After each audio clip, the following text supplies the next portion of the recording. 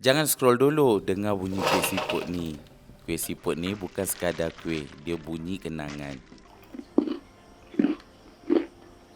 Resepi Along ni ada tips boleh buat dia rangup dan gebu. Tengok macam mana. Ambil 2 hingga 3 tangkai daun kari, 1 bawang merah, 3 ulas bawang putih, 1 cawan pekat santan. Kita blend dia sampai fine macam ni. Keep aside, ayak 3 cawan tepung gandum, 2 sudu serbuk kari, 1 sudu serbuk cili, and then kacau-kacau dia, 2 sudu margarin yang dicairkan, letak sedikit garam, and then kita masukkan bahan-bahan blend tadi tu, kita ayak dia. Tak payah tapis yang bahan blend tadi tu, and then kita biar dough ni rest lah.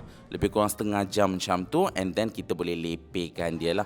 Bila kita lepehkan pakai rolling pin senang, sebab nanti kita boleh potong dia semua ikut sama satu saiz. Senang je.